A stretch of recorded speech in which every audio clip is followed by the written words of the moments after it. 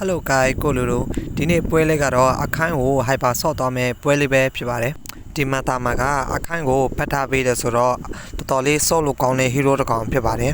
အခန်းကိုဘယ်လိုကြမ်းအောင်ဆော့ရမလဲဆိုတာကိုသိချင်တော့ဒီဗီဒီယိုကဒါဆော့အောင်ကြည့်ရှုလိုက်ပါပွဲစပြီဆိုတော့ထုံးစံတိုင်းပဲအခန်းကို hyper ဆော့လာတာဖြစ်တဲ့ကြောင့်မလို့ဘတ်တွေကိုလိုက်ပြီးတော့စားပါမယ် level 4လေးရပြီဆိုတော့ maximum lane ကိုတွားပြီးတော့ကက်တယ်ဒီမှာဆိုရင်ကျွန်နေတဲ့ flooring ကိုတာဝါတဲ့ရိုက်ထည့်ဖို့တော့လောက်တယ်ဒါပေမဲ့ဒီကောင်က flicker နဲ့ဟိုဘက်ချန်ကိုကောင်သွားပြီးတော့သူ့တာဝါတဲ့ကိုပြေးဖို့လောက်တော့ငါကလည်းတာဝါတဲ့ကိုအဝင်မခံမနဲ့ဘေးကိုရိုက်ထုတ်ပြီးတော့နေရန်ကိုကက်ဖို့လောက်တဲ့ခါကျတော့ AD ကကောင်သွားတယ်သူကလည်းဟိုဘက်ချန်ကိုလွတ်ပြီးဆိုပြီးတော့ပြေးတယ်ငါကလည်းအလွတ်မပေးဘဲနဲ့ K ကိုရအောင်ယူလိုက်တယ်ကွာတာတဲလည်းပေါ်ပြီးဆိုတော့ငါကတာတဲကိုယူဖို့အတွက် outline ကနေပြီးတော့ပေါ်လန်းကိုအမြန်တက်လာခဲ့တယ်ဒါပေမဲ့အချိန်တော့မမီလိုက်ပဲနဲ့ဟိုဘက်ချန် hyper ကတော့တာတဲကိုရသွားတယ်တော်တော် skill 1ပြီးတော့ဝင်သွားတယ်ဒါပေမဲ့ငါမှ AD မရှိဘဲနဲ့ဒီကောင်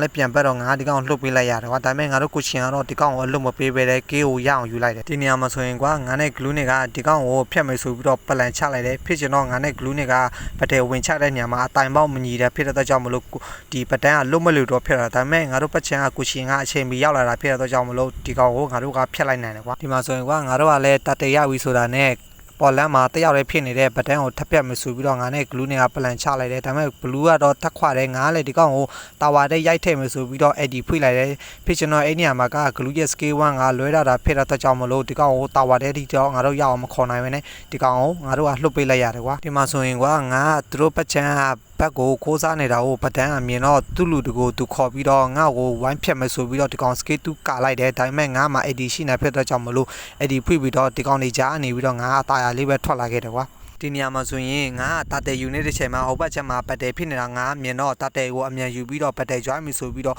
ငါ AD ဖွင့်ဝင်သွားတယ်ကွာဖြစ်ချင်တော့အမှငါ Hanabi ရဲ့ဒီ AD နဲ့ညှိပြီးတော့ငါရဲ့ AD က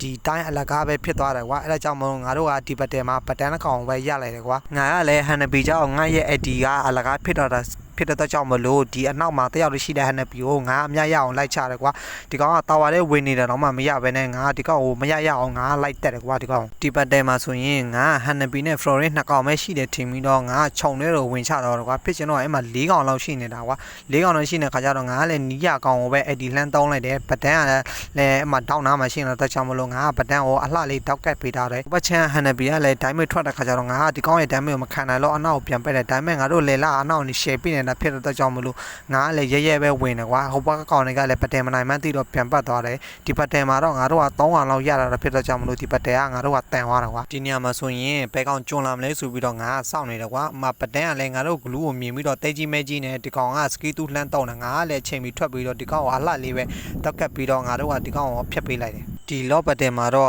နောက်ဆုံးပတဲပေါ့ကွာငါနဲ့ Slifer နဲ့ကလော့ယူနေတာကိုဟိုဘက်ချန်ကလည်းနိုင်ကျင်စောနဲ့ဒီကောင်တွေက9ကောင်လုံးဆင်းလာပြီးတော့ဒီလော့ကိုယူမယ်ဆိုပြီးတော့ဒီကောင်တွေက9ကောင်လောက်ဆင်းလာတယ်ကွာငါလည်းအမှစတန်မိတာဖြစ်ချင်တော့မှငါတို့လည်းလာလည်းလော့ကိုရအောင်ယူပေးလိုက်တယ်ကွာငါလည်းအမှအဲ့ဒီခွဲပြီးတော့ဒီကောင်တွေကို2ကောင်လောက်ကိုငါနယံနာကိုအလှလေးကပ်ပေးနိုင်ဒါပေမဲ့ငါ Hanabi ရဲ့ damage ကိုမခံနိုင်တော့ငါရှော့ရတယ်ဒါပေမဲ့ငါတို့ရဲ့လေလာကလည်းဒီ damage ကဆောင်းရထွက်နေဖြစ်ကြောင်းမလို့ဟိုဘက်ချန်ကိုလိုက်ပြီးတော့ပစ်တော့ဟိုဘက်ချန်4ကောင်လောက်ကိုကျသွားတယ်ကွာဟိုဘက်ချန်ဟာလေးတစ်ကောင်နဲ့ကျန်တယ်ကွာငါတို့ကလော့လေးရတာဖြစ်တဲ့ကြောင့်မလို့ဟာလေးတယောက်တည်းဒီလော့ကိုထိမ့်မှုဆိုတာဘလို့မှမဖြစ်နိုင်တော့ဘူးကွာငါတို့လေလာကလည်း damage ဆောင်းရထွက်တယ်ပြီးတော့ကိုချီကလည်းကျန်တာဖြစ်တဲ့ကြောင့်မလို့ဟာလေးကိုရှင်းပြီးတော့ငါတို့ကတရောင်းကိုရိုက်ရင်းနဲ့ပဲငါတို့ကနောက်ဆုံးတော့ဒီပွဲကငါတို့ကပဲနိုင်သွားတယ်ကွာ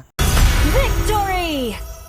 ကျွန်တော်ရဲ့ဒီ gameplay highlight video ကိုသဘောကျတယ်ဆိုရင်ကျွန်တော်ရဲ့ channel ကို like and subscribe လုပ်ခဲ့ကြဖို့မမေ့နဲ့เนาะအားလုံးကိုကျေးဇူးတင်ပါတယ်နောက်ဗီဒီယိုမှာကျွန်တော်ပြန်တွေ့ကြမယ်